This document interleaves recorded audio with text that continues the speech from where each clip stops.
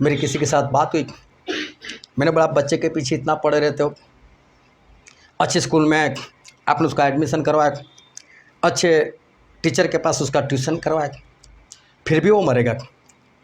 लेकिन अनंत जीवन पाने के लिए आपको किसी परमेश्वर के दास का ट्यूशन भी रखवाना चाहिए। और अगर आप ट्यूशन में जितनी भी फीस है 10,000 देते हो और फिर भी 10,000 देकर वो मरने वाला है, तो परमेश्वर के दास को हर महीने 20,000 दो, बुलाओ उसको, भेजो उसको वहाँ पर, करवाओ ट्यूशन उसको अनंत जीवन के लिए। है कोई माता पिता जिसने आज ऐसा चाहो कि अपने बेटे के लिए ये बाइबल के वचन का ट्यूशन रखे? क्या किसी टीचर को नियुक्त कर कर पैसा दे रहे हो? कभी नहीं। लेकिन क्या आ जाना हमारे घर, ये बच्चे को सिखाओ, नहीं देखो चलता नहीं, ऊपर से बुला लेते मुफ्त में। कितना अन्याय कर रहे। प्रेज लॉर्ड, जय मसीह की। मैं स्टैनली मैकवान, मेरे YouTube channel Hindi Gujarati Bible study में आपका स्वागत है। मेरे चैनल को आज अभी इसी वक्त आप सब्सक्राइब कर लीजिए और परमेश्वर के ज्ञान में आप बढ़ते जाओ। स्वर्ग और नरक वो परमेश्वर के हाथ में है, जीवन और मृत्यु वो परमेश्वर के हाथ में। लेकिन ये बात गलत है। स्वर्ग और नरक परमेश्वर के हाथ में नहीं है, जीवन और मृत्यु वो परमेश्वर के हाथ में नहीं है। स्वर्ग और नरक परमेश्वर ने इंसान को अपने हाथों में दिया है, और जीवन और मृत्यु भी परमेश्वर ने इंसान को अपने हाथ में दिया है। जिंदा रहना या मरना वो इंसान के हाथ में है। स्वर्ग में जाना या नरक में जाना वो भी इंसान के ही हाथ में है। यह अधिकार परमेश्वर ने इंसान को दिया है। कैसे, किस तरह से आप जिंदा रह सकते हो और किस तरह से आप मर सकते हो, कैसे आप स्वर्ग में जा सकते हो और कैसे आप नरक में जा सकते हो, ये दोनों बातें आपके पास किस तरह से, ये दोनों का अधिकार आपके पास किस तरह से। और आज तक ऐसा हुआ है कि ज़्यादातर लोग वो स्वर्ग नहीं चुनते, नरक को चुनते हैं। ज़्यादातर लोग वो जीवन नहीं, मौत को चुनते हैं। उसके ही हाथ में, इंसान के ही हाथ में सब कुछ है। कैसे और कैसे लोग मौत को चुनते, वो जानने के लिए मेरे साथ लगातार इस वीडियो में अंत तक बने रहो।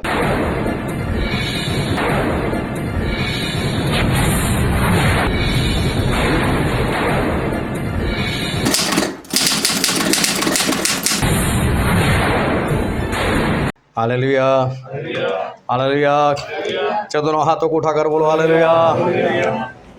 आओ परमेश्वर पिता के वचन की ओर चलते हैं और बाइबल से उत्पत्ति का पुस्तक उसका 7वां अध्याय और पहले वचन से लेकर 5 वचन तक। और यहोवा ने नूह से कहा, तू अपने सारे घराने समेत जहाज में जा, क्योंकि मैंने इस समय के लोगों में से केवल तुझ ही को अपनी दृष्टि में धर्मी देखा है। जे सब जाति के शुद्ध पशुओं में से तू 7-7 अर्थात नर और मादा लेना, पर जो पशु शुद्ध नहीं है उनमें से 2-2 लेना अर्थात नर और मादा। और आकाश के पक्षियों में से भी 7-7 अर्थात नर और मादा लेना, कि उनका वंश बचकर सारी पृथ्वी के ऊपर बना रहे। क्योंकि अब 7 दिन और बीतने पर मैं पृथ्वी पर 40 दिन और 40 रात तक जल बरसाता रहूँगा। जितनी वस्तुएं मैंने बनाई हैं सबको भूमि के ऊपर से मिटा दूंगा। यहोवा की इस आज्ञा के अनुसार उन्होंने किया। पिता परमेश्वर का वचन हमारे बहुत ही आशीषित है और पिता परमेश्वर का वचन सच्चा है। और बाइबल में लिखा है, यदि आप सच्चाई को जानोगे तो सच्चाई तुम्हें आज़ाद करेगी। बहुत ध्यान से आज परमेश्वर के वचन को सुनना, समझना, ग्रहण करना और उसके अनुसार चलना, ताकि आप लोग बचाए जाओ। क्योंकि परमेश्वर की मर्जी ये कि किसी का भी नाश ना हो, लेकिन सारे लोग बचाए जाए। जब प्रभु यीशु इस धरती के ऊपर थे और उनकी मुलाकात एक बार पतरस से हो चुकी थी, और उन्होंने पतरस, जिनका नाम सच में तो था सिमोन, लेकिन प्रभु यीशु ने नाम बदल कर पतरस या कैफा रख दिया था।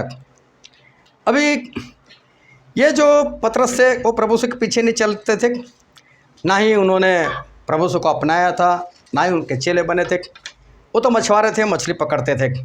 एक बार प्रभु यीशु वहीं पर समुद्र के पास चले गए, और समुद्र के पास चले गए और वहीं पर ये समोन, उनका भाई अंद्रिया और यूहन्ना, याकूब, उनके साथी लोग, वो सभी लोग सुबह सुबह वहाँ पर अपनी जाल जो थे वो धो रहे थे, साफ़ कर रहे थे, क्योंकि उस रात उन चारों लोगों ने बहुत मेहनत की थी, पूरी रात मेहनत की थी, लेकिन उनके पास एक भी मछली नहीं आई थी। अभी देखो मछुआरे को क्या चाहिए, मछुआरे को तो मछली चाहिए, उसी से उनका तो गुजारा होता है, तो उनको मछली चाहिए। अगर मछली मिल जाए तो बाज़ार में बेचें, कुछ पैसा मिले, उससे अपना घर चलाए, घर का खर्च निकाले। तो पूरी रात इन्होंने मेहनत की थी, पतरस को चाहिए थी मछली, लेकिन उस वक्त मछली नहीं थी। प्रभु यीशु आए, उनकी किश्ती पर बैठकर उन्होंने प्रचार किया। प्रचार करने के बाद उन्होंने पतरस से पूछा कि पतरस मछली है कि नहीं, और पतरस ने बोला कि मछली नहीं है। तो प्रभु उसने बोला कोई बात नहीं, गहरे जल में जाल डाल, मछली मिलेगी। और पतरस वो जाल डालना नहीं चाहते थे, क्योंकि उनको ऐसा था कि मैंने जब पूरी रात मेहनत की तो नहीं मिली मछली, अभी सुबह कौन सी मछली मिलने वाली थी। और जो मुझे जाल डाले को बोल रहा है गहरे जल में, वो तो काम इंसान है, सुतार का बेटा है, वो तो प्रचार करता है, वो मछुआरा तो है नहीं, उसको क्या मालूम मछली कब मिलते कहीं कब नहीं। इसलिए ना तो प्रभु की बात पर कोई विश्वास था, लेकिन फिर भी पतरस से चाहा कि चलो बोलते हैं तो डाल देता हूँ। बोले पूरी रात हमने बहुत मेहनत की, लेकिन आप बोलते हैं तो डाल देता हूँ, चलो। तो उन्होंने जाल डाली, और ज़िंदगी में फर्स्ट टाइम इतनी मछली इनके जाल में आ गई, जितनी वो मर गए तब तक कभी नहीं आई थी, क्योंकि ये अनगिनत मछली थी।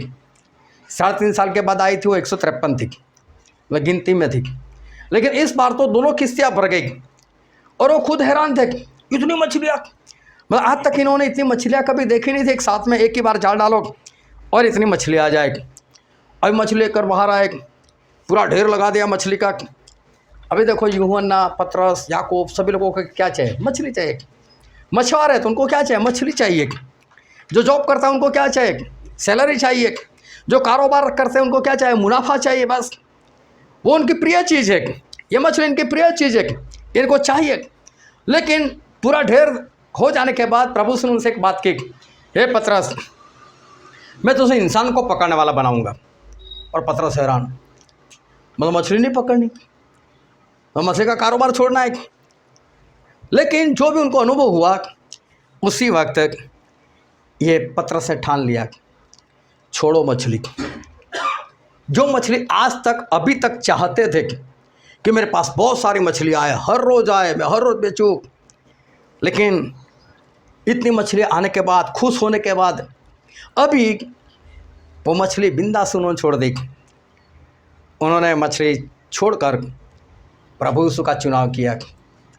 उन्होंने मछली को छोड़ दिया।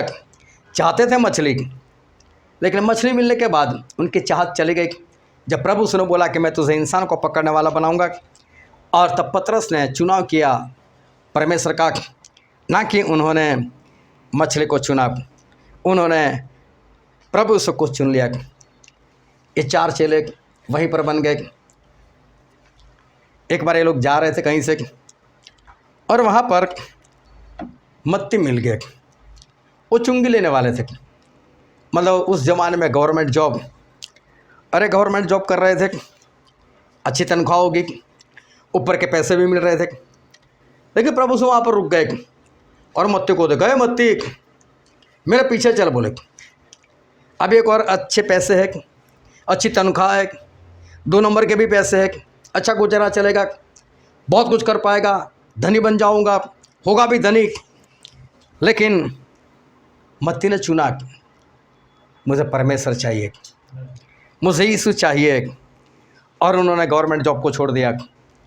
उसी वक्त उन्होंने ये नहीं चाहा कि मैं इस्तीफ़ा देने के लिए भी जाऊं, इस्तीफ़ा देना भी जरूर नहीं समझा, वहीं से निकल गए, चलो प्रभु यीशु के पीछे, और उन्होंने प्रभु यीशु का चुनाव किया। ऐसे एक बार एलीशा थे, और एलीशा 24 बैलों के साथ वो खेती कर रहे थे, और वहीं से निकले एलिया, और परमेश्वर ने एलिया को बोला था कि एलिया तेरी जगह पर अब एलीशा को तो भविष्यवक्ता बना ले। एलीशा को ये बात नहीं मालूम, अभी जो 24 बैलों को जो कंट्रोल कर सके, समझ उसकी हाइट बॉडी कैसी होगी। जवान थे और बलिष्ठ इंसान थे, सामर्थ्य थे, और इतना अगर वेल है तो फिर ज़मीन भी ज़्यादा होगी, मतलब एलिशा पैसे वाले। और वहीं से एलिया निकले। एलिया ने अपना कपड़ा निकाला और एलिशा के ऊपर डाल दिया। इसका मतलब होता है सब कुछ छोड़ मेरे पीछे चल भाई। अभी देखो एलिया को तो ऐसा है कि अगर अकाल पड़ जाए तो कोई खाना भी नहीं देता, कोई आकर खाना देते। एलिशा के पास तो बहुत सारी ज़मीन है, अच्छा घर होगा, अच्छा पैसा होगा, वो तो डाइनिंग टेबल पर बैठकर अच्छे से खाते होगे। अगर एलिया के पीछे चलते हैं तो हो सकता है खाना मिले या ना भी मिले। तो उन्होंने कहा कि मैं माता पिता को मिलकर आता हूँ, आखिरी बार सलाम कहकर आता हूँ। एलिया बोलता मैंने तुझे क्या किया बोले।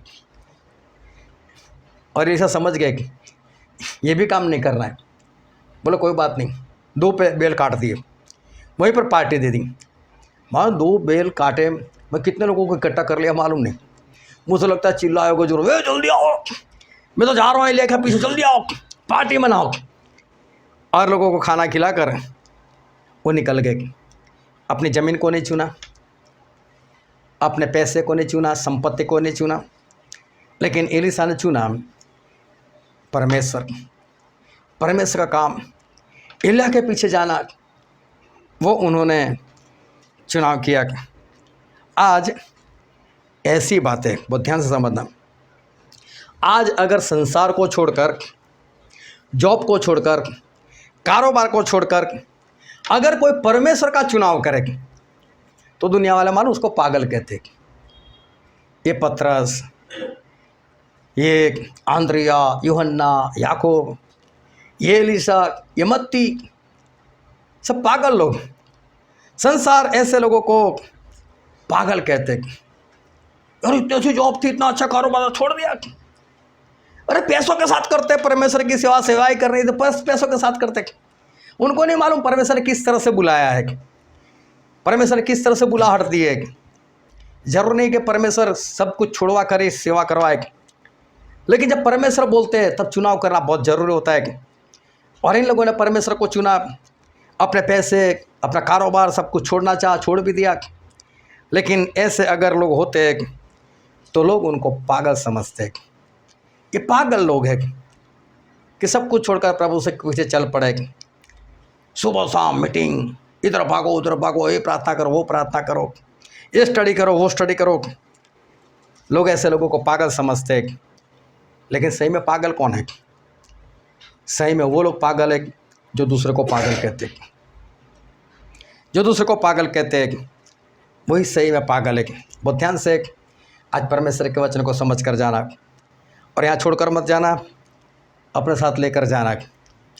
अगर अगले हफ्ते पूछा जाए तो आना चाहिए।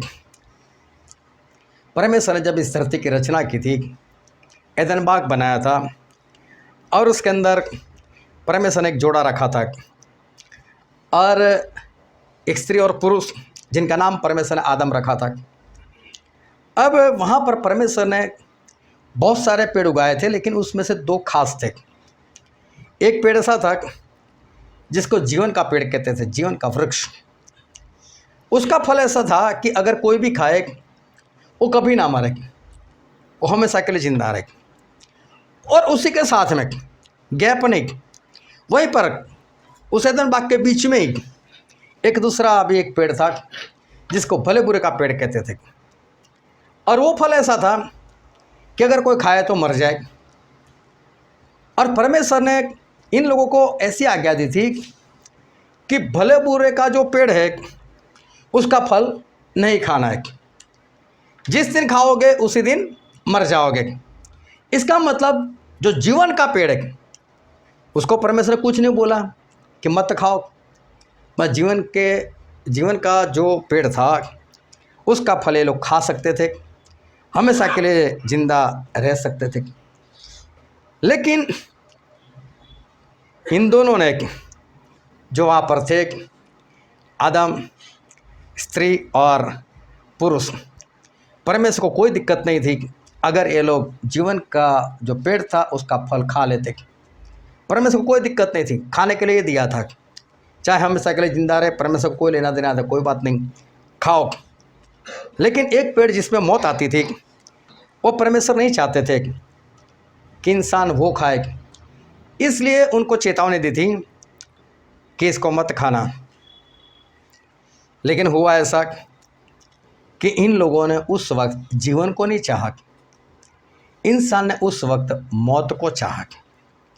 उनके हाथ में चुनाव था, एक और उनके पास जीवन था, वहीं पर उनके पास एक मौत थी। चुनाव इंसान के हाथ में था, जीवन चाहिए या मौत चाहिए। परमेश्वर दोनों में से कुछ भी नहीं दिया था। मेरे हिसाब से जीवन है, ये खाओगे तो मरोगे, मौत आ जाएगी, और ये खाओगे तो जीवन है ही है, जिंदा तो अभी भी हो, लेकिन ये खाने से मौत आती है। मतलब परमेश्वर ने दोनों इंसान को देकर रखा था कि आप लोगों को जो खाना है वो खाओ। लेकिन परमेश्वर चाहते थे कि जो भले बुरे का पेड़ है वो ना खाए, और इसे चेतावनी दी खाओगे तो मरोगे। लेकिन इंसान ने चाहा मौत, इंसान ने मौत को चाहा। दुनिया बढ़ती गई, मूसा आए, और परमेश्वर ने मूसा को काफ़ी आज्ञा दी थी। और मूसा जब परमेश्वर के साथ रहे थे 40 दिन 40 रात, परमेश्वर ने काफ़ी कुछ लिखवाया था, और उसके बाद भी परमेश्वर लिखवाते गए थे। और मूसा को आज्ञा दी थी कि मूसा हर साल लोगों को ये आज्ञा तू बताते रहना, हर साल तू पढ़ना इसको, सभी लोगों को इकट्ठा कर कर साल में एक बार इसको पढ़ना है। तो मूसा हर बार लोगों को ये बताते रहते थे कि देखो परमेश्वर हमें इतनी इतनी आज्ञा दी है, परमेश्वर हमको ऐसे ऐसे आज्ञा दी है, ऐसा करना है, वैसा करना है। सब कुछ परमेश्वर मूसा के जरिए जो किया था वो मूसा ईमानदार होकर वो करते रहते थे। अभी हुआ ऐसा कि जब वो विश्राम के देश के पास पहुंच गए और मूसा को मरने का वक्त था, मूसा की आयु 120 साल हो चुकी थी, मूसा को नबो नाम के पहाड़ के ऊपर जाकर मरना था। तो आखिरी दिनों में मूसा ने एक बार फिर पूरी इजराइल प्रजा को इकट्ठा किया, और इकट्ठा कर कर उनको सारी आज्ञा एक बार फिर कहकर सुनाई। और सारी आज्ञा सुनाकर मूसा ने उनसे जो बात कही वो हम बाइबल में पढ़ते हैं, व्यवस्था विवरण उसका अध्याय 30 और 15 से 20 तक पढ़ो तो। सुन, आज मैंने तुझको जीवन और मरण, हानि और लाभ दिखाया है, क्योंकि मैं आज तुझे आज्ञा देता हूँ कि अपने परमेश्वर यहोवा से प्रेम करना और उसके मार्गों पर चलना और उसकी आज्ञाओं, विधियों और नियमों को मानना, जिससे तू जीवित रहे और बढ़ता जाए, और तेरा परमेश्वर यहोवा उस देश में से जिसका अधिकारी होने को तू जा रहा है तुझे आशीष दे। परंतु यदि तेरा मन भटक जाए और तू न सुने और भटक कर पराये देवताओं को दंडवत करे और उनकी उपासना करने लगे, तो मैं तुम्हें आज यह चेतावनी दिए देता हूँ कि तुम निसंदेह नष्ट हो जाओगे, और जिस देश का अधिकारी होने के लिए तू यरदन पार जा रहा है उस देश में तुम बहुत दिनों के लिए रहने न पाओगे। मैं आज आकाश और पृथ्वी दोनों को तुम्हारे सामने इस बात की साक्षी बनाता हूँ कि मैंने जीवन और मरण, आशीष और शाप दोनों को तुम्हारे आगे रखा है। इसलिए तू जीवन ही को पसंद कर ले कि तू और तेरा वंश दोनों जीवित रहे।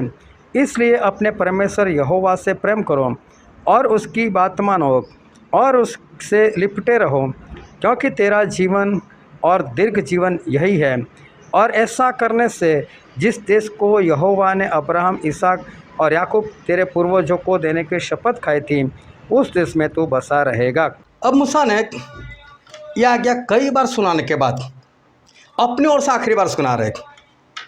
और एक अब की बात है कि जब इज़राइल की जो पीढ़ी, जो 20 साल से बड़े लोग जो मिस्र से आज़ाद हुए थे वो तो सारे ख़त्म हो चुके थे। उसके बाद की बात है, उन लोगों को भी सुनाया था, लेकिन अभी आखिर में एक बार फिर मूसा सभी को सुनाते, और सुनाने के बाद क्या बोला, हे इज़राइल प्रजा सुन लो, मैं तुम्हारे सामने जीवन और मृत्यु, भलाई और बुराई, मैं दोनों रखता हूँ। अब ध्यान से समझना कि मूसा ऐसा कह रहे कि परमेश्वर की ओर से मैंने एक और मौत रख दी है, एक और जीवन रख दिया है। मौत ये है कि परमेश्वर की आज्ञा ना मानो और मर जाओ। जीवन ये है कि परमेश्वर की आज्ञा को मानो और अनंत काल तक जिंदा रहो। ये दोनों बातें मैं तुम्हारे आगे रखता हूँ। अभी इसका मतलब तो ऐसा हुआ कि लोग बातें ऐसे करते हैं कि हमारा जीवन और मृत्यु वो परमेश्वर के हाथ में, लेकिन सही में देखो तो परमेश्वर के नहीं, हमारे हाथ में। क्योंकि परमेश्वर दोनों बातें रख दिया हमारे सामने, मौत भी रख दिया, जीवन भी रख दिया। आज्ञा मानो और जीवन पाओ, हमारे हाथ में जिंदा रहना। ना मानो और मर जाओ, ये भी हमारे हाथ में। तो इसका मतलब जीवन और मृत्यु किसके हाथ में है? हम इंसान के हाथ में। हालेलुया। तो जीवन और मृत्यु हम इंसान के हाथ में। लेकिन मूसा ने एक बात और कही 19 वचन में कि लेकिन मैं कहता हूँ कि तू जीवन ही को पसंद कर। मैं नहीं चाहता। परमेश्वर ने भी दोनों रखा था उस ऐदन बाग के अंदर, मौत भी जीवन भी। लेकिन क्या बोला? मौत मत लेना, ये फल मत खाना। मतलब परमेश्वर क्या चाहते हैं? हम सभी लोग जिंदा रहे। परमेश्वर के जो लोग हैं वो भी क्या चाहते हैं कि हम सभी लोग जिंदा रहे। मूसा ने फिर एक बार बताया, क्योंकि मूसा ने देखा था कि 40 साल में मैंने लोगों को जीवन बताया, मौत भी बताया, लेकिन लोगों ने मौत को पसंद किया था। लोगों ने मौत को चुना था इजराइल प्रजा ने। और 6,03,548 लोग वो रास्ते में ख़त्म हो गए थे, जबकि उनके पास जीवन था। अगर वो लोग आज्ञा मानते तो बचाए जाते, लेकिन उन लोगों ने खुद मौत को चाहा। परमेश्वर ने किसी को नहीं मारा, लेकिन इंसान खुद मर जाता है क्योंकि वो चुनाव मौत का करते। अभी मूसा दूसरी पीढ़ी जो विश्राम के देश में जा रही उनको बता रहे कि देखो, उनको भी बताया था, मैं तुमको भी बताता हूँ। उन लोगों ने तो मौत को पसंद किया, मर गए, लेकिन मैं चाहता हूँ कि तुम लोग जीवन को पसंद करो। लेकिन फिर भी क्या हुआ? इन पीढ़ी ने, जिन लोगों ने देखा था कि हमारे बाप दादा ने मौत को पसंद किया, इन लोगों ने भी वैसे ही चाहा। आकान को देखो, जब यरीहो के सामने लड़ने के लिए जाना था और उस वक्त परमेश्वर ने यहोशू को बोला था कि यहोशू इनको बोल दे कि यहाँ से यरीहो में से जो कुछ मिले, चाहे सोना, चाहे चांदी, चाहे लोहा, चाहे पीतल, कुछ भी मिले, वो सब कुछ परमेश्वर को दे देना है, परमेश्वर को समर्पित कर देना है। ये सारी बातें अगर बाइबल में पढ़ोगे तो बहुत आनंद आएगा। बोले वो सब कुछ परमेश्वर के लिए पवित्र है। जो कुछ आपको मिले वो सब कुछ परमेश्वर को देना है। कोई भी चीज़ अपने पास नहीं रखनी है। लेकिन आकान वो श्रापित हुए। मालूम है क्यों? क्योंकि बाइबल में ऐसा लिखा गया कि उसने श्रापित चीज़ें रख ली, जबकि परमेश्वर ने क्या बोला? वो सब कुछ परमेश्वर के लिए पवित्र है।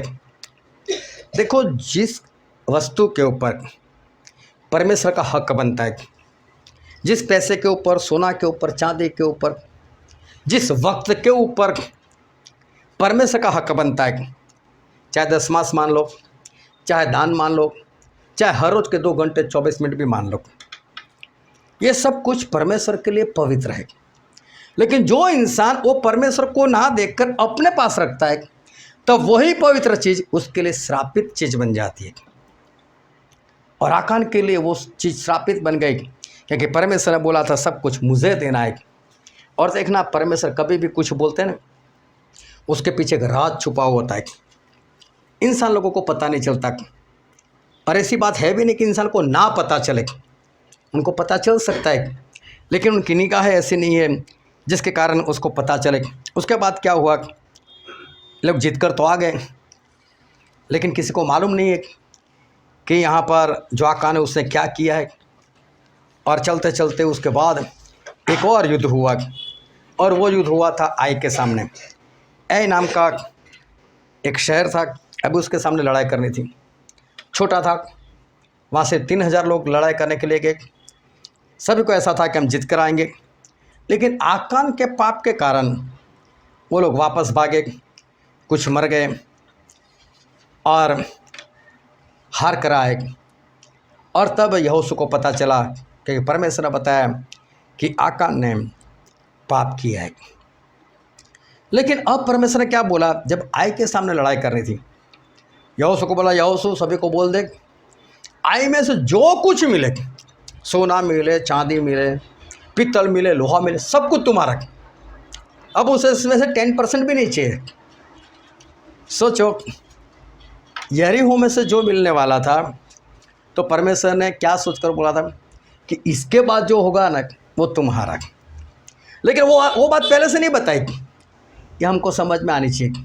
परमेश्वर क्या बोलते हैं, अपने 10 मांस मेरे भवन में लेकर आओ, और उसके बाद में ऐसी आशीष उंडेलूँगा। मतलब आशीष बाद में, पहले 10 मांस, पहले यरीहो में से जो मिले वो दे दो, उसके बाद आई में जो मिले वो सारी आशीष आपके लिए।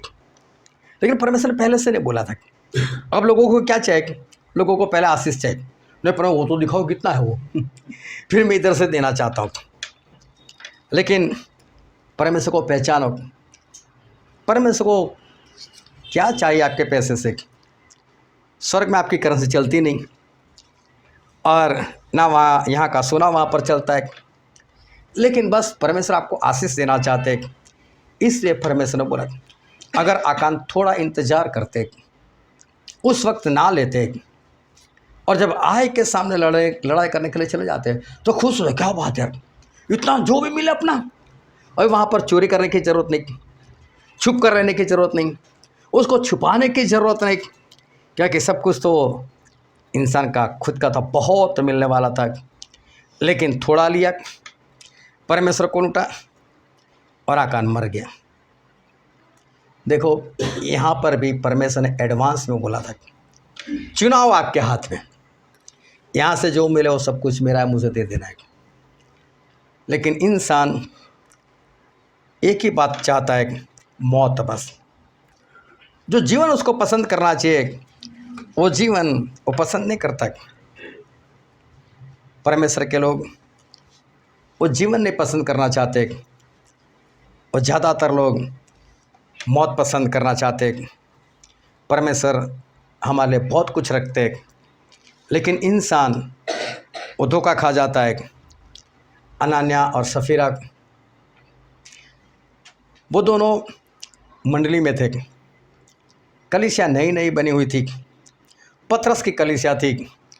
लोग बहुत विश्वास में बढ़ रहे थे, आज्ञाकारी में बढ़ रहे थे, और ना तो किसी की आज्ञा थी, ना परमेश्वर की आज्ञा, ना किसी प्रेरित की आज्ञा। लेकिन लोगों को अंदर से ऐसा होता था कि जब हम घर बार छोड़कर, अपनी ज़मीन को छोड़कर एक जगह पर रहते हैं, तो हमारा घर किस काम का, हमारी जगह किस काम की। और प्रेरित हमारे लिए इतना भागते दौड़ते, मालूम नहीं कहाँ कहाँ से लेकर आते, हमारा गुजारा करते। तो क्यों ना हम भी इनकी सहायता करें, हमारा भी तो फर्ज बनता है। तो उनको अंदर से हुआ ऐसा, जिस घर में रहते हैं तो बेच डालो, जो ज़मीन हम कुछ करते नहीं उसको बेच डालो, सारा पैसे दे दो प्रेरितों को। और सभी लोग ऐसा करने लगे, कोई किसी के कहने से नहीं कर रहा है, अंदर हुआ उनको तो करने लग गए। अभी उस वक्त अनान्या और सफीरा, उनके पास भी ज़मीन थी।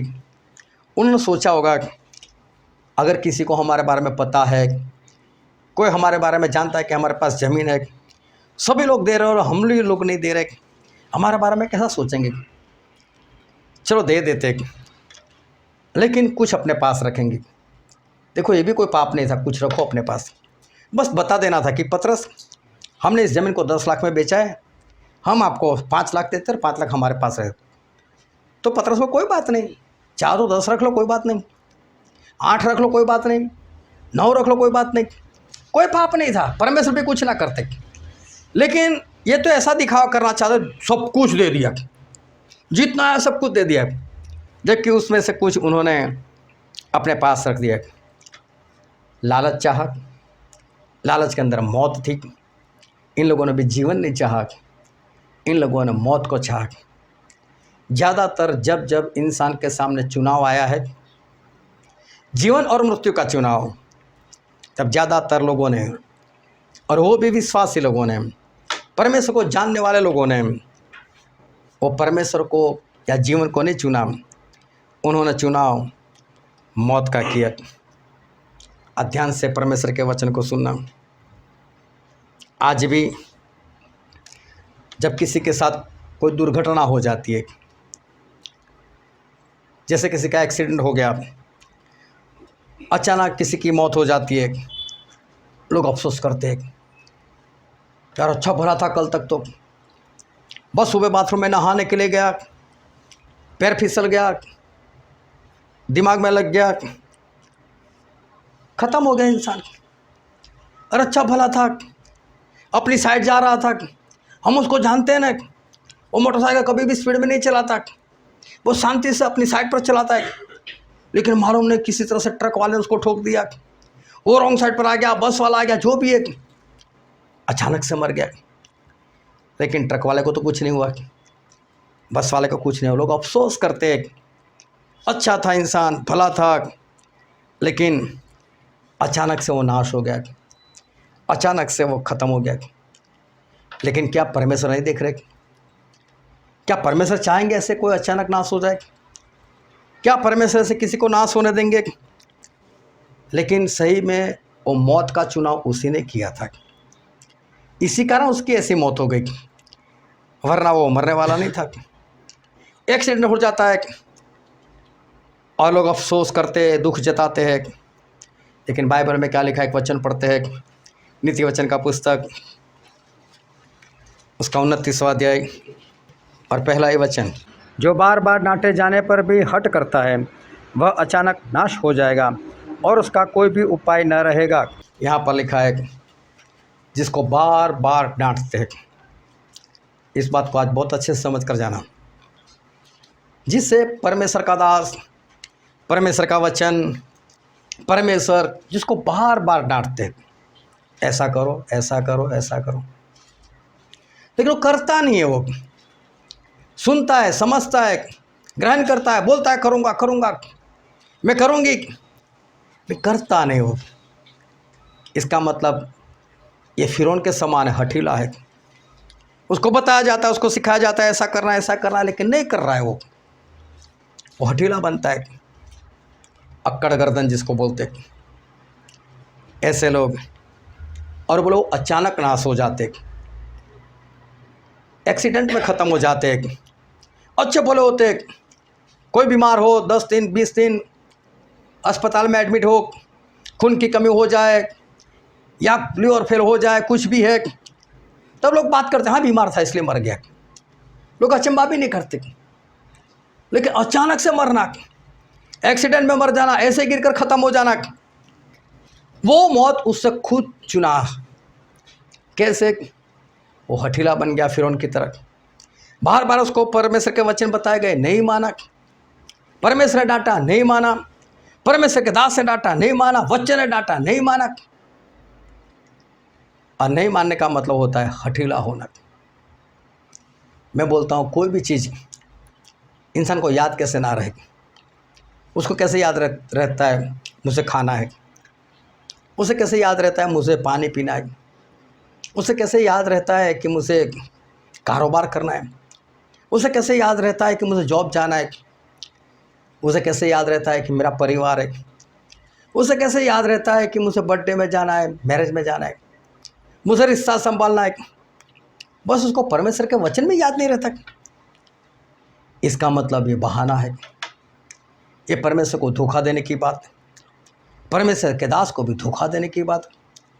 जो लोग ऐसा बोलते मुझे याद नहीं रहता, उसके जैसा झूठा कोई नहीं। इस बात को याद रखें। याद क्यों ना रहे?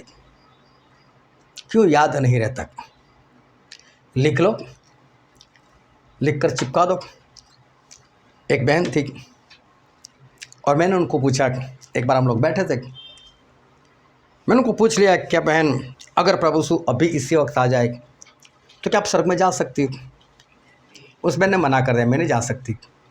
मैं वो ठीक है, ऐसी कौन सी बात है जो आपको रोक रही है? तो उसने कुछ 3-4 बातें बता दी।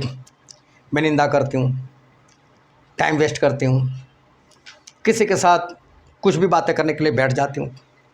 3-4 बातें बताई। मैंने बोला अब तो नरक में जाओगी, नरक में कैसे रह पाओगी? बोला नहीं स्टैंड भाई, मुझसे बचना है, उस स्वर्ग में जाना है, क्या करूँ? बस सच में स्वर्ग जाना चाहती है? बोला हाँ। मैं बोला कागज़ ले लो, ज़्यादातर आपका काम किचन में होता है। बोला हाँ। मैं किचन का जो दरवाज़ा है उस दरवाजे के ऊपर अंदर और बाहर दोनों ओर एक कागज़ चिपका दो और ये सारे पाप लिख लो उसमें। निंदा नहीं करनी है, टाइम वेस्ट नहीं करना है, किसी के साथ टाइम वेस्ट करने के लिए बैठना नहीं, किसी की चुगली नहीं करनी। ये जो 4-5 उसके पाप थे, मैंने बोला लिख दो उसको और उस किचन के आगे और पीछे दरवाजे के लगा दो, ताकि आप जब किचन में जाओ तो उसको पढ़ लेना, वहाँ से बाहर निकलते भी पढ़ लेना। और मानो उस बहन ने क्या किया, उसने 4-5 कॉपी बना ली। किचन के दरवाजे के आगे पीछे तो लिखा, बेडरूम के भी आगे पीछे लिख दिया। बोले नहीं एक जगह पर क्यों? और जहाँ पर गेस्ट लोग बैठे थे वहाँ पर भी लिख दिया, जिसको देखना है देखे, जिसको जो समझना है समझे। कोई मुझे सवाल करेगा बोल दूंगे मेरे अंदर ही है सब कुछ। लेकिन बार बार पढ़ा, ये कम करना, ये कम करना, ये ख़त्म करना, ये ख़त्म करना है। और उसके बाद एक बार मेरे फ़ोन से बात हुई, कहा बहन जी वो कैसा है? चलिए भैया बहुत बढ़िया आइडिया बताया। बोले क्या हुआ? बोले सब खत्म। मैं फिर कागज़ निकाला, वो नहीं, कहीं फिर से आया तो अभी भी उसको पढ़ूंगी, हर रोज़ पढ़ूंगी ना, कैसे याद रहे गुरु? बहाने ना, कैसे याद रहे हमको? परमेश्वर हमको बार बार डांटे, परमेश्वर का दास हमको बार बार डांटे, वचन हमको डांटे और हमको याद ना रहे। करना हो तो आप सब कुछ कर सकते हो, लेकिन ये बहाना नहीं होना चाहिए। और इसीलिए ये अक्कड़ गर्दन रखने के कारण अचानक से इंसान मर जाता है। लोग दुख व्यतीत करते, लोग अफसोस करते, अच्छा इंसान था मर कैसे गया? लेकिन सही में ये मौत उसने चुना हुआ था, उसका चुनाव था, वरना ऐसी मौत उसको ना मिलती। अगर वो नम्र हो जाता, नम्रता को धारण कर देता, अक्कड़ गर्दन तोड़ देता, तो उसके साथ ऐसा नहीं होता। कई बार लोग बीमारी में मर जाते, खत्म हो जाते, लेकिन बाइबल में एक वचन पढ़ते हम, नित्य वचन का पुस्तक, उसका 5वां अध्याय और वचन 11। और तू अपने अंतिम समय में जब तेरा शरीर क्षीण हो जाए तब यह कहकर हाय मारने लगे। यहाँ पर ऐसा लिखा है जब तेरा शरीर क्षीण हो जाए, मतलब तेरा शरीर पिघलता जाए, मतलब कि तेरा शरीर सुखता जाए। लेकिन ऐसी बीमारी क्यों लगी? ये 5वां अध्याय कभी पढ़ना है इसको, नित्य वचन 5 और नित्य वचन 7, ये दोनों अध्याय पढ़ना। उसमें जो बात लिखी है वो व्यभिचार को लेकर लिखी है। इसमें जो बात लिखी है पर स्त्री, मतलब जो पत्नी नहीं है ऐसी कोई स्त्री के बारे में लिखा है। जब ऐसे के साथ कोई रिश्ता रखता है तब परमेश्वर बोलते हैं कि ऐसी स्त्रियों के साथ रिश्ता रखने के कारण जब तेरा शरीर क्षीण हो जाए, पिघलता जाए, सूखता जाए। किसको मालूम था कि एड्स होता है? बाइबल में बरसों पहले लिखा हुआ था एड्स है, उसका नाम लोगों ने दिया, लेकिन परमेश्वर तो पहले से बोल दिया था ऐसा करोगे तो मरोगे। अभी लोगों का क्या मालूम, लोग तो ऐसा सोचते हैं इसको कैसे हो गया, ये क्यों पिघलता जाता है, ये क्यों सूखता जाता है। लेकिन मौत तो उसने चुना था। उसको तो ऐसा लग रहा था कि मैं बहुत होशियार हूँ, मैं चतुर हूँ, मैं किसी को फंसा सकता हूँ। उसको नहीं मालूम कि वो कहाँ पर जा रहा है। ये चुनाव उसने किया था एड्स का। बहुत ध्यान से समझना, ऐसे बीमारी नहीं आती। व्यवस्था विवरण 28वां अध्याय पढ़ना, लय व्यवस्था उसका 26 अध्याय पढ़ना। नए नियम में भी आप पढ़ कर देखना प्रभु यीशु के चमत्कार। प्रभु यीशु ने उस 38 साल से जो बीमार इंसान था, उसको चंगाई मिलने के बाद उसको मंदिर में मिलकर प्रभु यीशु ने क्या बोला, हे अब से पाप मत करना, नहीं तो इससे भी ज़्यादा विपत्ति तेरे ऊपर आ जाएगी। मैं तो तेरे पाप के कारण 38 साल से भुगत रहा था। ये बीमारी तेरे इसलिए नहीं जा रही थी क्योंकि तू उन्हें बहुत सारे पाप किए थे। बाइबल में देखना प्रभु यीशु के चेलों ने यही समझा था कि प्रभु जहाँ पर जाते हैं उनको पापों की क्षमा की बात करते। ए मेरे बेटे, किसी ने छप्पर फाड़ कर उस लोकों वाले को उतार दिया, प्रभु उसने बोला तेरे उसका विश्वास देकर जा तेरे पाप तुझे क्षमा हुए।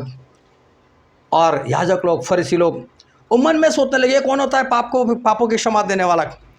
तब प्रभु ने उनको बोला, क्यों मन में ऐसे बुरे ख्याल करते हो? बोला, आसान क्या है, इसके पापों को क्षमा करना या इसको चंगा करना? क्योंकि जब तक पापों की क्षमा नहीं तब तक चंगाई नहीं। और लोग इतने खुश हो जाते, नहीं नहीं ये तो ब्लड प्रेशर है ना, डॉक्टर ने बोला है मर जाओगे तब तक ये दवाई लेनी पड़ेगी। ये तो थायराइड है ना, ये नहीं मिट सकता, ये तो मर जाओगे तब तक दवाई लेनी पड़ेगी।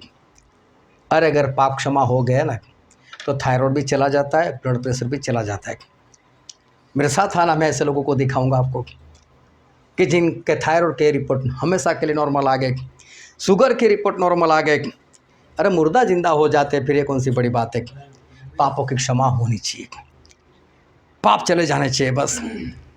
और इंसान पाप करता है इसलिए उसका शरीर क्षीण होता है। ये मौत का चुनाव उसने किया था। प्रभु ने बाद में उस लकवा वाले को बोला, उठ अपने खाट उठाकर चल, क्योंकि तेरे पाप क्षमा हो गए तो फिर चंगाई पाना आसान है। चाहे कोई भी बीमारी हो, चंगाई आसानी से मिल जाती है अगर इंसान उस पापों से आज़ाद हो जाए तो। सभी बीमारियों को पापों से कुछ न कुछ लेना देना है। व्यभिचार करो तो एड्स में मर जाओ, ये परमेश्वर ने सुलेमान के जरिए बरसों पहले बाइबल में लिखवा दिया था। आज लोग खुद मौत को चुनते, इसके कारण लोग मरते हैं, वरना परमेश्वर ऐसी मौत किसी को नहीं देते। और फिर पहले कुरिन्थी में लिखा है, पहला कुरिन्थी उसका पहला अध्याय और उसका 19 और 20 वचन, क्योंकि लिखा है कि मैं ज्ञानवानों के ज्ञान को नाश करूँगा और समझदारों की समझ को तुच्छ कर दूँगा। कहाँ रहा ज्ञानवान, कहाँ रहा शास्त्री, कहाँ इस संसार का विवादी? क्या परमेश्वर ने संसार के ज्ञान को मूर्खता नहीं ठहराया? यहाँ पर लिखा है, क्या परमेश्वर ने संसार के ज्ञान को मूर्खता नहीं ठहराया? सवाल नहीं किया है। परमेश्वर ऐसा बोलते हैं कि इस संसार का ज्ञान क्या है? मूर्खता है। आज किसी भी इंसान को, अच्छे अच्छे इंजीनियर को पकड़ कर देखो, उसको बोल दो कि एक जहाज़ बनाना है, 450 फीट की लंबाई, 75 फुट चौड़ाई, 45 फुट उसकी ऊंचाई, 3 मंजिला बनाकर बताए मुझे, जिसका इंजन ही ना हो, चलाकर बताए। है किसी में ताकत? और 500 साल के नूह बना सकते हैं कि नहीं? हालेलुया। इस संसार का ज्ञान परमेश्वर की निगाह में क्या है? मूर्खता। संसार का ज्ञान परमेश्वर की निगाह में क्या है? सच में मानते हो? संसार का ज्ञान परमेश्वर की निगाह में क्या है? मूर्खता। मूर्खता की फीस कितने देते लोग? माता पिता है, बच्चे को स्कूल में रखते हैं संसार का ज्ञान लेने के लिए, लेकिन वो क्या है? मूर्खता। कोई इंग्लिश मीडियम में मूर्ख बनाने की फीस देता है, कोई गुजराती मीडियम में। हालेलुया। समझ रहे हो? इतना ही नहीं, लोग प्रार्थना भी करवाते हैं। बहुत ध्यान से समझना, परमेश्वर का वचन वो हमेशा तक बना रहेगा, वो कभी नहीं टलेगा। वो है तो है। एक और परमेश्वर का वचन है, एक और संसार का ज्ञान है। संसार के ज्ञान से आप क्या कर पाओगे? ज़्यादा से ज़्यादा जॉब। तो पढ़ा लिखा तो मैं भी था, जॉब मेरी भी थी, कारोबार मेरा भी था। मुझे भी ऐसा था कि कारोबार करूँगा तो खाऊंगा, लेकिन परमेश्वर ने छुड़ा दिया। फिर भी मैं तो खा रहा हूँ, फिर भी बच्चे बड़े हुए, फिर भी सब कुछ दिया परमेश्वर। हालेलुया। अब ये कैसा? पतरस मछली पकड़ा तो ही खाएगा? नहीं, मछली छोड़कर प्रभु के पीछे जाएगा तो भी खाएगा। ये परमेश्वर का ज्ञान है। लेकिन संसार का ज्ञान परमेश्वर की निगाह में मूर्खता है। ये पूरा धरती का गोला देखो, धरती का गोला ऐसे गोल है, हम उसकी बाहर की साइड रहते। कभी देखा कोई नीचे गिर गया? नीचे वाले भी ऊपर ही बिंदास से जी रहते। और फिर लोग क्या बोलते हैं? ये जगह सीधी है, जबकि है गोल। ये परमेश्वर का ज्ञान है। और उसके ऊपर एक छोटा सा टुकड़ा, जैसे इस घर में हम इकट्ठा हुए, एक छोटा सा टुकड़ा, इस धरती के गोले के सामने ये टुकड़ा क्या है? लेकिन इसके ऊपर घर बनाना हो तो, है ना, बिल्डर को बुलाना पड़ेगा, उसका नाप लेना पड़ेगा, नक्शा बनाना पड़ेगा, मालूम नहीं कितने लोग जुड़ जाएंगे तब ये जाकर घर बनेगा, फिर भी टाइम लगेगा। और प्रभु से इतना बोले धरती बन जाओ और बन जाए, पानी बहने लग जाए। अरे क्यों सारी नदियाँ समुद्र की ओर जाती है? क्यों समुद्र से कोई बाहर निकल कर नहीं आती? सारी नदी का पानी समुद्र में जाता लेकिन फिर भी समुद्र वही का वही है, अपनी जगह नहीं छोड़ता। कितनी बड़ी बात है, क्या परमेश्वर का ज्ञान है। लेकिन आज अगर एक और परमेश्वर का ज्ञान लेने की बात है और अगर एक और इस संसार का ज्ञान लेने की बात है तो लोग संसार के ज्ञान को पहले पसंद करते, चुनाव करते संसार का ज्ञान, चुनाव करते पढ़ाई। एक माता पिता या आप में से कोई माता पिता है तो मुझे बताना कि जो अपने बच्चों के पीछे इस तरह से पढ़ा रहा हो कि देख हर साल तू 4 किताब 5 किताब पूरी करता है, हर साल बाइबल भी पूरा करना पड़ेगा। एक माता पिता मुझे बताओ अगर आप में हो तो। नहीं, मूर्खता के पीछे लोग भाग रहे, क्योंकि परमेश्वर ने क्या बोला, इस संसार का ज्ञान मूर्खता है। लेकिन फिर भी उसके पीछे लोग भागते, उसके पैसे देते। मेरी किसी के साथ बात हुई, मैंने बोला बच्चे के पीछे इतना पड़े रहते हो, अच्छे स्कूल में आपने उसका एडमिशन करवाया, अच्छे टीचर के पास उसका ट्यूशन करवाया, फिर भी वो मरेगा। लेकिन अनंत जीवन पाने के लिए आपको किसी परमेश्वर के दास का ट्यूशन भी रखवाना चाहिए।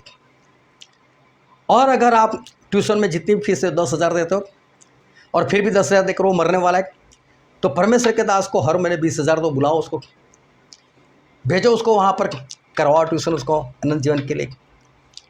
है कोई माता पिता जिसने आज ऐसा चाहो कि अपने बेटे के लिए ये बाइबल के वचन का ट्यूशन रखे?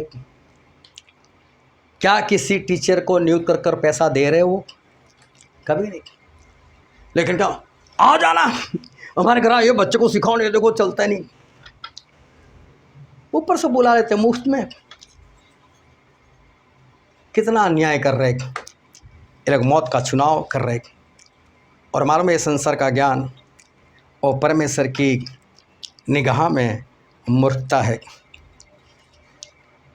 और तभी लोग जल प्रलय में मरते हैं, तभी लोग उस सदोम और अमोरा की तरह वो आग में मर जाते हैं, क्योंकि उन्होंने ज़ोरों ज़ोर से चिल्लाया बरसात आएगी, बरसात आएगी, बरसात आएगी।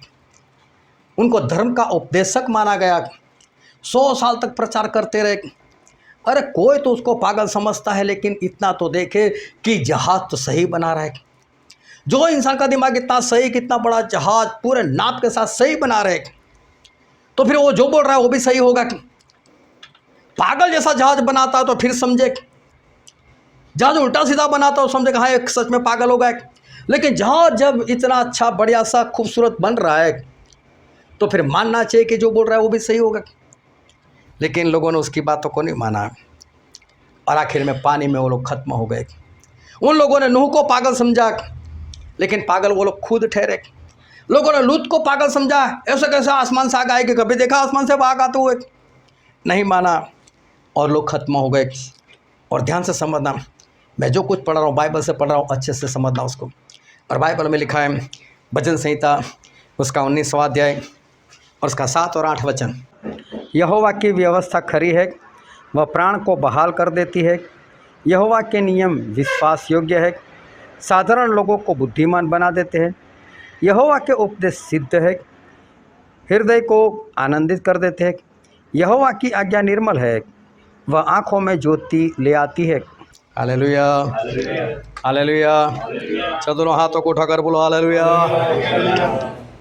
देखो अच्छे से समझो क्या लिखा है, एक बार फिर से पढ़ो इसको। यहोवा की व्यवस्था खरी है, परमेश्वर की व्यवस्था, व्यवस्था मतलब आज्ञा है, वो कैसी है? खरी है, बस सच है। फिर वह प्राण को बहाल कर देती है, वो प्राण को ताजगी देती है। बहाल कर मतलब हमारा जो आत्मा है, उस आत्मा को परमेश्वर की आज्ञा व्यवस्था वो कैसे कर ताज़ा कर देती है। देखो आपका शरीर ताज़ा है या नहीं है, उससे कोई लेना देना नहीं। लेकिन आत्मा अगर ताज़ा है तो बहुत बड़ी बात है। जो इंसान 38 साल से बीमार पड़ा है, अगर 38 साल से बीमार है, खाने पीने में समस्या है, वो ऐसा बोलता है कि मैं यहाँ से हट नहीं सकता, मुझे उठाकर उस पानी में कोई नहीं डाल सकता, लेकिन प्रभु से आज्ञा उसके पास आई, उठ। क्या आई? परमेश्वर की आज्ञा। मैं परमेश्वर के पास उठ और अपने खाट उठाकर चल।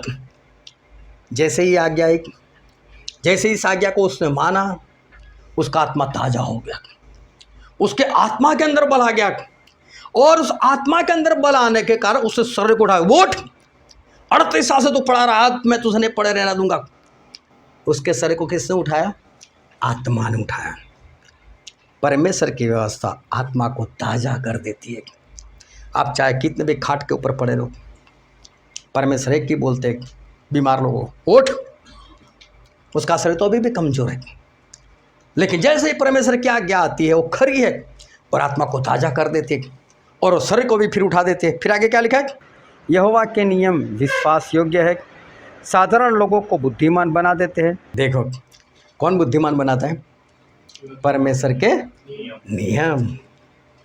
स्कूल की पढ़ाई नहीं, कॉलेज की पढ़ाई नहीं, उससे तो घमंड आता है, मैं इंजीनियर, मैं डॉक्टर, मैं वकील, मैं जज, है ना।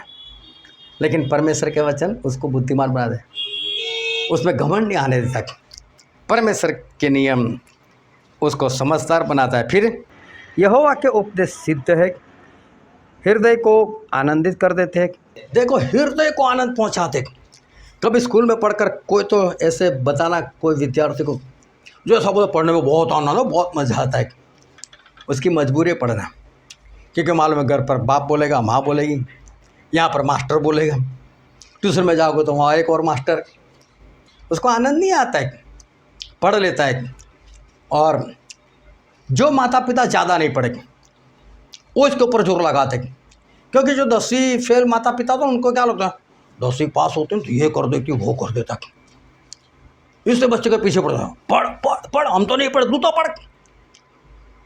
इन्होंने नहीं पढ़कर कुछ नहीं उखाड़ दिया, ये पढ़कर भी कुछ नहीं उखाड़ने वाला। लेकिन परमेश्वर की व्यवस्था, परमेश्वर के नियम और परमेश्वर के शब्द, फिर से पढ़िए, यहोवा के उपदेश सिद्ध है, हृदय को आनंदित कर देते हैं। परमेश्वर के उपदेश हृदय को आनंद करते हैं। और यहोवा की आज्ञा निर्मल है, वह आँखों में ज्योति ले आती है। हालेलुया। परमेश्वर की आज्ञा निर्मल है और वो आँखों में क्या लाती है? ज्योति लाते। बस इस आज्ञा को मानो, सभी के चश्मे उतर जाएंगे जिसको है। प्रॉब्लम ये है, बस आज्ञा को ना मानो, चश्मा लेकर आओ। चश्मा को उतारना है तो बस आज्ञा को मानो। परमेश्वर की आज्ञा आँखों में क्या लाती है? ज्योति लाती है। हालेलुया। ये सच्चाई है, ये अच्छी बात है। और माता पिता इतने खुश हो जाते, मेरा बेटा इतना पढ़ता है, चश्मा आ गया उसको, बहुत अच्छा लड़का है। अरे आंखें खराब कर दी उसने। लेकिन जो परमेश्वर की आज्ञा मानता है तो परमेश्वर की आज्ञा उसके आँखों में ज्योति लेकर आ जाती, मतलब उसकी आंखें अच्छी हो जाती। चश्मा उतारना है, बस परमेश्वर की आज्ञा मानो, अपने आप चश्मा उतर जाएगा। आदम और हवा, मुझे नहीं मालूम पहले कौन मर गया दो में से, लेकिन बाइबल में ऐसा लिखा है कि आदम 130 साल के हुए तब उनको शेत हुआ, और उसके बाद और भी वो 800 साल जिए, मैं 930 साल तक आदम जिंदा रहे। यहीं पर गड़बड़ी होती है। क्यों? परमेश्वर ने बोला था जिस दिन तू वो फल खाएगा उसी दिन मरेगा, लेकिन फल खाने के बाद ये तो 930 साल तक जिंदा रखे। और लोगों को ऐसा ही है, कहाँ कुछ होता है, कुछ भी नहीं होता है।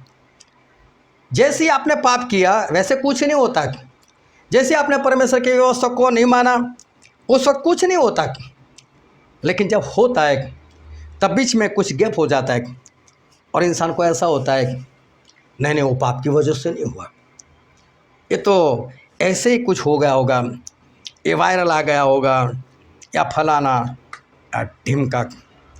मौत तुरंत नहीं आती, इंसान मौत का चुनाव करता है। इजराइल लोगों ने मौत को चुना, लेकिन मौत आते आते 38 साल बीत गए थे। 38 साल में वो सब कुछ खत्म हो गया था। वो पूरी पीढ़ी को ख़त्म होने में 38 साल लगे थे। ऐसा नहीं था कि एक ही दिन में वो लोग ख़त्म हो गए थे। तो बात यही है, लोगों को ऐसा लगता है ऐसा कुछ नहीं होगा। आपके साथ भी तुरंत कुछ नहीं होता, तुरंत कोई भी नहीं मरता। लेकिन एक बात समझ लो, जो इंसान ने जो चुना है वो उसको मिलेगा ही मिलेगा। मौत चुना है तो मौत उसको मिलेगी ही मिलेगी। एक लड़की और उसने माता पिता को मानना नहीं चाहा, माता पिता की आज्ञा मानना नहीं चाहा, उसने चुनाव कर लिया संसार में से किसी लड़के का चुनाव कर लिया। बस मैं इसके साथ रहूँगी, इसके साथ शादी करूँगी, और चली जाती है।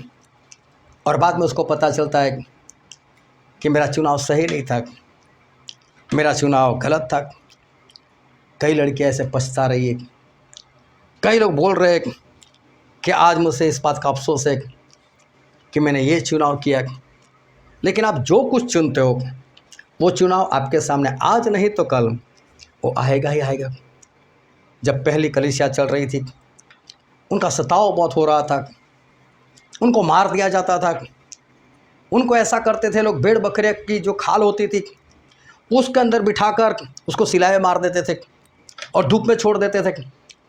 और जब वो चमड़ा सूख जाता था तो सिकुड़ जाता था, और अंदर इंसान सिकुड़ कर सांस न लेने के कारण वो मर जाता था। कई लोगों को आरी से उनकी गर्दन काट दी जाती थी, कई लोगों को भूखे शेरों के सामने छोड़ दिया जाता था, कई लोगों को उबलते तेल की कढ़ाई में डाल देते थे। उनकी मौत बहुत दर्दनाक होती थी। लेकिन ये सारे लोग परमेश्वर के लिए शहीद होते थे।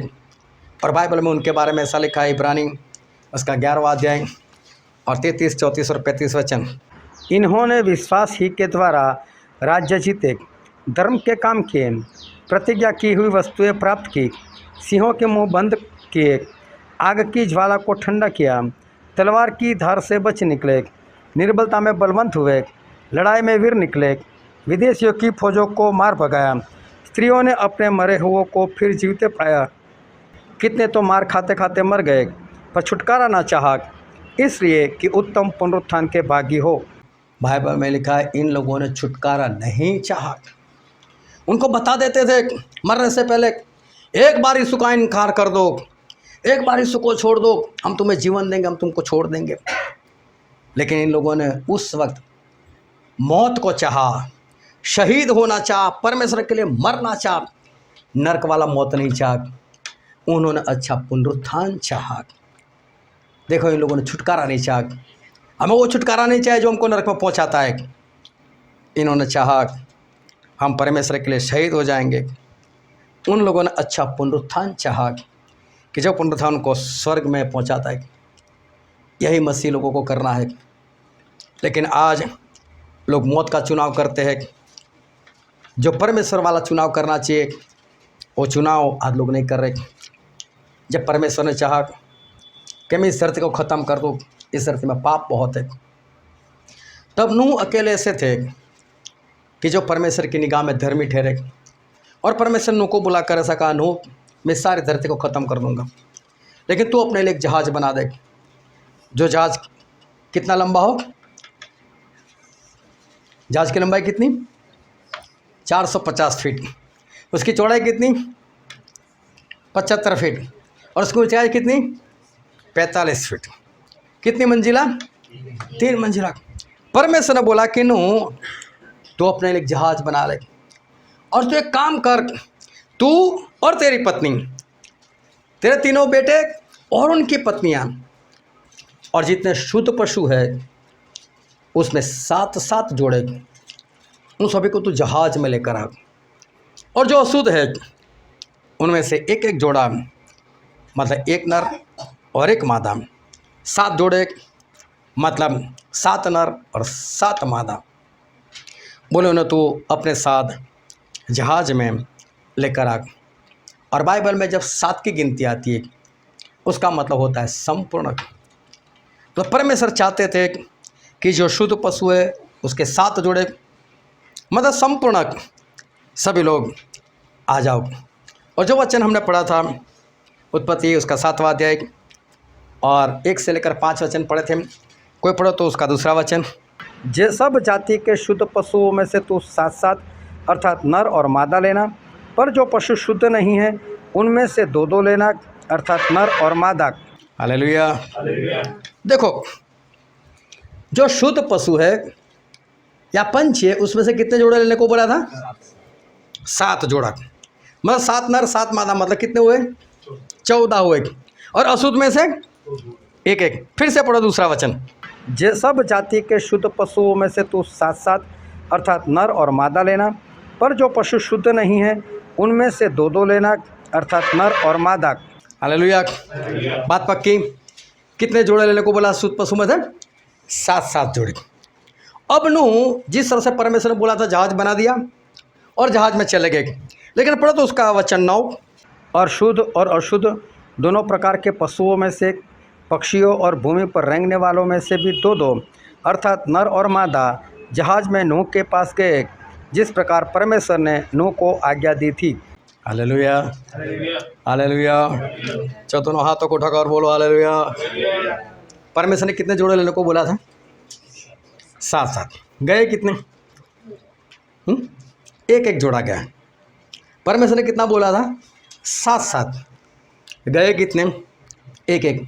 और फिर भी बाइबल में क्या लिखा है? नूह ने वैसा ही किया जैसा परमेश्वर ने बोला था। परमेश्वर ने कितने जोड़े बोले थे? 7। नूह कितने लेकर गए? 1-1 जोड़ा। लेकिन बाइबल में क्या लिखा है? जैसा परमेश्वर ने बोला था वैसा ही नूह ने किया। इसका मतलब नूह ने 7-7 जोड़े को बोला था, लेकिन बाकी 6 लोग हैं, तू भी यार पागल, नहीं आना जहाज में, ऐसे कैसे बरसात होगी, हम नहीं आने वाले। 6 जोड़े नहीं आए, 1-1 जोड़ा ही आया। परमेश्वर ने 7 को बोला था, नूह ने भी प्रयत्न वही किया, लेकिन आए सिर्फ 6। इसलिए परमेश्वर ने नूह का कसूर नहीं निकाला, क्योंकि नूह ने पूरी मेहनत की थी, लेकिन आया 1-1 जोड़ा। इसका मतलब जितने भी पशु पंछी थे शुद्ध, जिनके 7-7 जोड़े लेने थे, उनमें से 6-6 नहीं आए, तो जहाज में बहुत सारी जगह बच गई। हालेलुया। समझ रहे हो कि नहीं? जहाज में बहुत सारी जगह बच गई होगी ना। 7-7 जोड़े आते तो फिर जगह कुछ कम रहती। मैं परमेश्वर तो बनवाया था ऐसा ही, लेकिन जो शुद्ध जोड़े थे उसमें से 1-1 ही आया सारे शुद्ध पशु पंछियों में से। इसका मतलब 6-6 जोड़े सारे पशु पंछी के, इतनी जगह खाली बच गई। इसका मतलब जगह बहुत थी, लेकिन वो जगह भरने के लिए कोई नहीं आया। मतलब परमेश्वर ने जहाज बड़ा बनवाया था ताकि बहुत लोग बच जाए।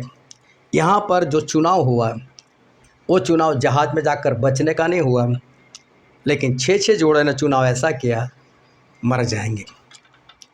उन लोगों ने जिंदा रहना नहीं चुना, लेकिन इन लोगों ने मरना ही चुना। अगर इनका परसेंटेज निकालो तो समझ लो 100 में से 14% लोगों ने बचना चाहा। ये सिर्फ मैं पशु पंछी की बात कर रहा हूँ। और 86% लोग, उन लोगों ने मौत को चाहा, उन लोगों ने मौत का चुनाव किया। 100 साल इस जहाज़ को बनाने में लगे। 100 साल तक नूह चिल्लाते रहे, बोलते रहे, आ जाओ आ जाओ आ जाओ, बरसात आएगी, ऐसा वैसा, लेकिन किसी ने नहीं माना। सिर्फ वो जो 8 लोग थे बस वही अंदर गए, बाकी के सारे लोग उनास हो गए। 8 लोग ऐसे थे जिन्होंने बचना चाहा, चुनाव बचने के लिए किया, और बाकी के लोगों ने क्या चुना? मौत को चुना। उन लोगों ने जीवन नहीं चुना, उन्होंने खाना पीना चुना, शादी ब्याह में जाना चुना। आज भी विश्वासी लोग यही करते हैं। क्या चुनते? संगति नहीं। क्या चाहते? परमेश्वर के वचन नहीं। क्या चुनते? शादी ब्याह, रिश्तेदार, ये वो, चुनाव वैसा ही करते। और हमारे परमेश्वर वो पक्षपात नहीं करते।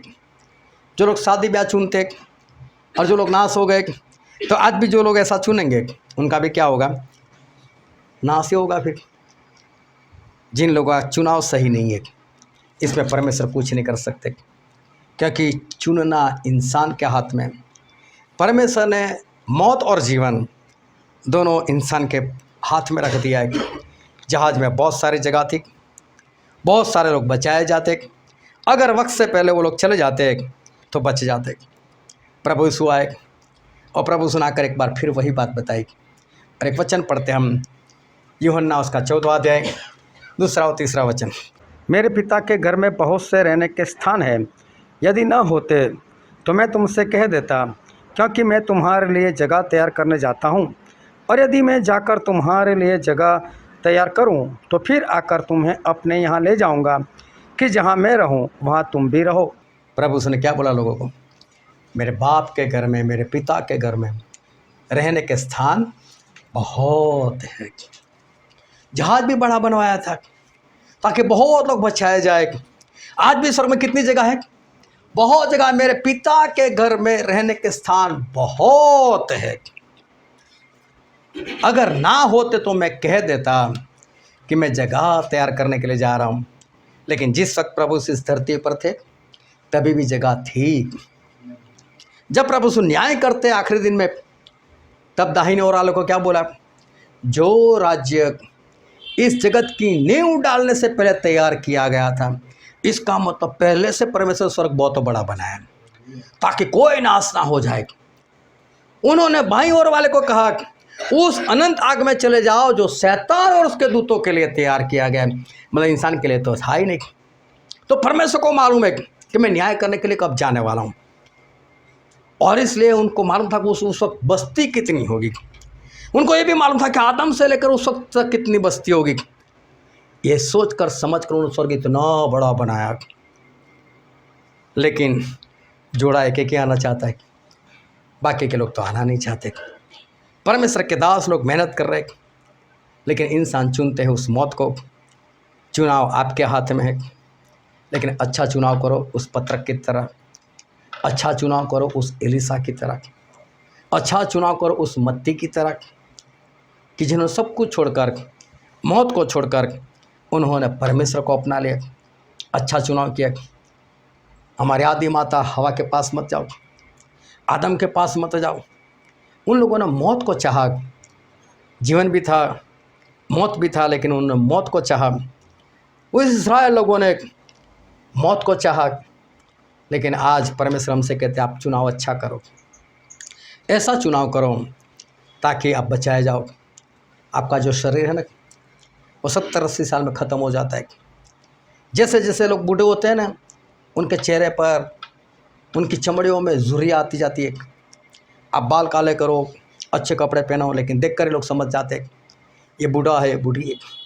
कोई किसी को जवान नहीं समझता, हो तो उसको अलग एक वहम होता है कि मुझे लोग जवान समझते। मैंने कई बार लोगों को देखा ऐसा बोलते हुए, जब उसकी बर्थडे आती, भाई साहब कितने साल के हुए, और बोलता है मेरे इतने हैं, दिखता हूँ मैं ऐसा। सामने वाला बेचारा शर्म मार के बाहर बोलता है नहीं ऐसा नहीं दिखता। एक भाई साहब ने किसी को पूछ लिया, बोला आपकी उम्र कितनी है। सामने जो बूढ़ा था वो बोल रहा है कि मेरी उम्र 60 साल की। मैं कितने का दिखता हूँ? वो बोला 65 के दिखते हो। 60 साल जैसे हो नहीं। वो तो कोई होता है जो झूठा बोल देता है नहीं आप तो बहुत छोटे दिखते हो, 40 के दिखते हो। होता नहीं ऐसा, पता चल ही जाता है। हो सकता है 1-2 साल प्लस माइनस हो जाए, हाँ ऐसा कुछ होता नहीं। लेकिन फिर भी लोग इस बदन के लिए, इस बाल के लिए अच्छा शैम्पू चुनाव करते। अच्छा शैम्पू लेकर आओ, मुंह धोने के लिए अच्छा फेस वॉश, नहाने के लिए अच्छा साबुन, है ना, अच्छे अच्छे कपड़े, और फिर ऐसे खड़े हो जाते हैं, सर के ऊपर हाथ फिराने लगते हैं आईने के सामने आकर। जड़ने ही वाले भाई, सफ़ेद होने ही वाले, कितना भी करो, लेकिन फिर भी सामने खड़े हो जाते। मैं बोलता हूँ उसको छोड़ो, कभी आत्मा का आईना लेकर आत्मा को खड़ा रखो। जब बदन के लिए जो खत्म होना है उसके लिए अच्छा चुनाव करते, इस आत्मा के लिए अच्छा चुनाव करो। बाइबल स्टडी का चुनाव करो, प्रार्थना का चुनाव करो, आज्ञाकारी का चुनाव करो, जहाज का चुनाव करो, ताकि बचाए जाओ। परमेश्वर ने बोला साथ साथ जोड़ा मुझे सभी को लेकर आना, संपूर्ण चाहे मुझे कोई नाश नहीं होना चाहिए। लोग नहीं आ रहे, परमेश्वर तो जहाज बड़ा ही बनाने को बोला था, जहाज बड़ा थे लेकिन बहुत सारी जगह बच गई। आज भी परमेश्वर की मर्जी यही कि जो स्वर्ग है जिसमें बहुत सारी जगह खाली ना रह जाए, लेकिन चुनाव आपके हाथ में। अच्छा चुनाव करो। बदन के लिए कोई भी चुनाव चल जाएगा, लेकिन आत्मा के लिए अच्छा चुनाव करो ताकि बचाए जाओ। हालेलुया। आओ हम सभी अपनी आंखों को बंद करें, अपने मस्तकों को प्रभु यीशु के आगे झुकाए। मेरे प्रियो, ये वक्त है कि हम अपने आत्मा से, अपने प्राण से, अपने हृदय से बातचीत करें। ये वक्त है कि हम अपने आप को जांचें, अपने आप की परीक्षा करें। अगर आज जो वचन परमेश्वर ने दिया है उस वचन के अनुसार अपने आप को जांचो, अपने आप को परखो कि मेरा चुनाव कैसा है। क्या मैं परमेश्वर की संगति को चुनता हूँ, या बर्थडे पार्टी, या मैरिज, या रिश्तेदार, या ये वो। मैं परमेश्वर के वचनों को चुनता हूँ या इस संसार के ज्ञान को मैं चुनता हूँ। क्या मैं मौत को चुनाव करता हूँ या फिर मैं जीवन को चुनता हूँ। सब कुछ हमारे हाथ में। आपका मौत आपके हाथ में, आपका जीवन भी आपके हाथ में, स्वर्ग भी आपके हाथ में, नरक भी आपके हाथ में। कहाँ जाना वो आपके हाथ में है। चुनाव आपके हाथ में, आपको क्या चुनना है। अंतिम वक्त आ चुका है। हम अंतिम वक्त के भी अंतिम हिस्से में पहुंच चुके। वो अंतिम वक्त उस नूह के दिनों में भी थे, लेकिन लोग नहीं समझ पाए। लोगों ने शादी ब्याह चाह, खाना पीना चाह, और आखिर में जल प्रलय में खत्म हो गए। उनके पास चुनाव था कि वो जहाज में चले जाते और बच जाते। परमेश्वर ने बोला था साथ साथ जोड़े, लेकिन लोगों ने नहीं चाहा, एक एक ही जोड़ा है। मैं बोलता हूँ ऐसा ना होना चाहिए आपके जीवन में। अच्छा चुनाव करो, जीवन को चुनो ताकि बचाए जाओ। परमेश्वर का राज चुनो, स्वर्ग चुनो। नरक में जाने जैसा है नहीं, लेकिन अपने आप को बचा लो। अच्छा चुनाव करो, जिस तरह से मूसा ने चुना था, जिस तरह से एलीशा ने चुनाव किया था, जिस तरह से पतरस ने चुनाव किया था। अच्छा चुनाव करो, परमेश्वर को चुनो। इस संसार का जो छुटकारा है वो तो पल भर का है, लेकिन परमेश्वर जो हमको छुटकारा देते हैं वो अनंत काल का है। परमेश्वर ने हमारे स्वर्ग को बनाया, नरक को नहीं बनाया, और इसलिए स्वर्ग का चुनाव करो, नरक का नहीं। ये वचन समझने के लिए, ग्रहण करने के लिए, उसके अनुसार चलने के लिए प्रभु की कृपा हम सभी पर होने पाए।